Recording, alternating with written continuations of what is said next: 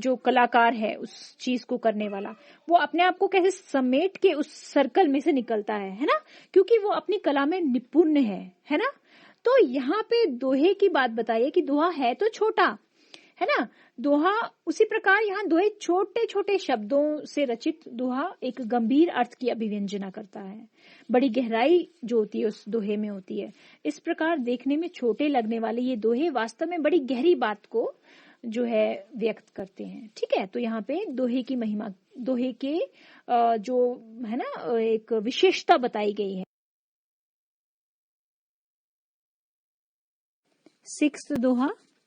धनी रहीम जल पंक को लघु जी पियत अघाए, उध दी बड़ाई कौन है जगत प्यासो जाए। धनी मतलब यहाँ पे धन्य है ना, धन्य जिसका हम कहते हैं। पंख यानी कीचड़ या कोई भी जलाशय जो छोटा है। लघु जी यानी छोटे जीव प्राणी, है ना। पियत पीकर, अघाय होता है संतुष्टि मिलना, आनंद मिलना, तृप्ति हो जाना, तृप्त हो जाना यानी कि किसी चीज की संतुष्टि होना। उददी यानी समुद्र, बड़ाई मतलब महानता, जगत मतलब संसार, पियासो मतलब प्यासा। अब यहाँ पे रहीम जी ने इस दोहे में सागर की अपेक्षा कीचड़ युक्त जल को प्यास बुझाने की क्षमता के कारण महान बताया। देखिए सागर जो है बहुत बड़ा होता है, परंतु उसके बड़े होने का कोई फायदा नहीं है, क्योंकि नमक से युक्त होता है उसका पानी, है ना। सागर में जो समुद्र है वो खारा पानी मिलता है। तो यहाँ पे छोटा एक जो जल कुंड है कोई, चाहे वो कीचड़ युक्त क्यों नहीं है, पर वो छोटे छोटे जीवों को, है ना, प्यास बुझाने की क्षमता रखता है। तो इसके साथ ही हम आपके व्याख्या पोर्शन में जाते हैं। रहीमदास जी कहते हैं कि किसी छोटे से सरोवर का कीचड़ वाला जल भी धन्य है, क्योंकि उसे पीकर छोटे छोटे जीव जंतु अपनी प्यास बुझा लेते हैं। परंतु समुद्र जो कि इतना बड़ा है ना, उसकी जल राशि कितनी है उस समुद्र में, समुद्र की महानता की चर्चा कोई नहीं है यहाँ पे। क्यों? क्योंकि उसके लोग उसके किनारे पे जाके प्यासे ही घर लौट जाते हैं।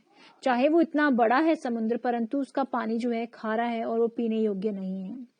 इस दोहे में कवि ये भाव स्पष्ट करना चाहते हैं कि मनुष्य के जीवन की सार्थकता जो है ना, वो दूसरों की भलाई में है, दूसरों को के साथ परोपकार भावना से रहने में है। ठीक है, धनवान होते हुए भी यदि मनुष्य किसी का भला नहीं करता तो उसकी जो ज्ञान धन राशि है वो समुद्र की तरह व्यर्थ है। जिस प्रकार समुद्र व्यर्थ है, उसी प्रकार उस किसी भी अमीर व्यक्ति का धनवान होना व्यर्थ है यदि वो किसी के काम नहीं आता। 7 दोहा।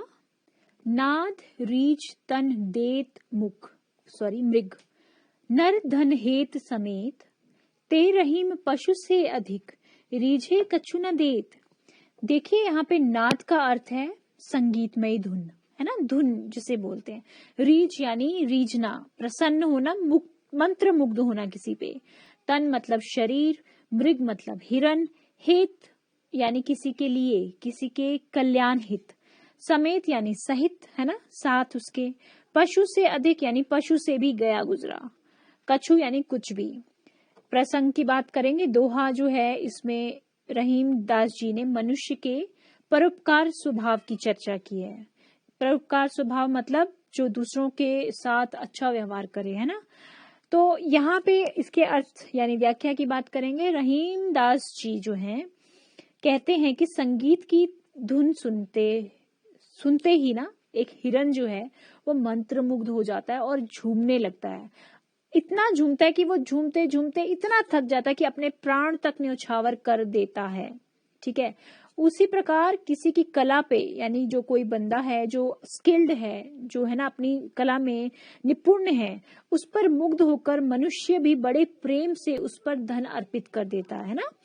परंतु वह मनुष्य तो पशुओं से भी गया गुजरा होगा जो किसी पर प्रसन्न होकर भी उसे कुछ नहीं दे। कवि इस दोहे के माध्यम से स्पष्ट करना चाहते हैं कि दूसरों की अच्छाई से प्रभावित होकर उसे खाली हाथ लौटाना नहीं चाहिए। ऐसे आचरण तो पशुओं से भी गया गुजरा होता है। 8 दोहा। बिगड़ी बात बने नहीं, लाख करो किन कोय, रहीमन फाटे दूध को मथे न माखन होए। शब्दार्थ की बात करेंगे। बिगड़ी हुई बात, बिगड़ी बात मतलब बिगड़ी हुई बात, ठीक है। बने नहीं मतलब नहीं बन सकता। करो किन कोय, कुछ भी कर लो यानी कितना भी प्रयत्न कर लो। फाटे मतलब फटा, फटे हुए।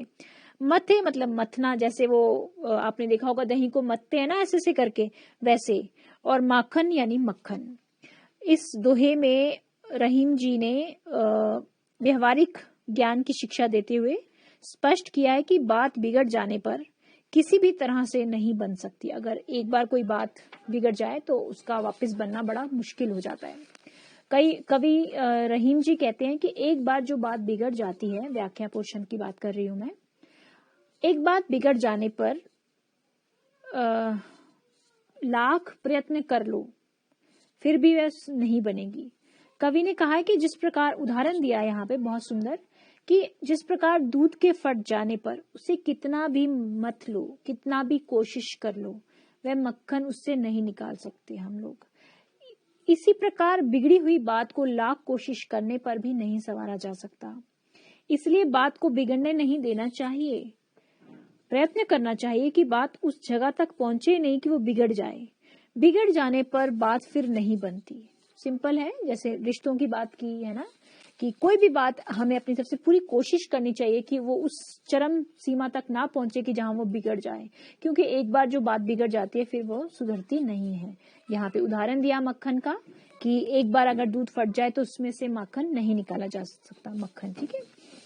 9वां दोहा, रहीमन देख बड़ेन को लघु न दीजिए डार, जहां काम आवे सुई कहाँ करे तरीवार। बड़ेन होता है बड़ों यानी उच्च पदवी, है ना। लघु मतलब छोटा, कोई सामान्य। डारी मतलब डालना, त्यागना।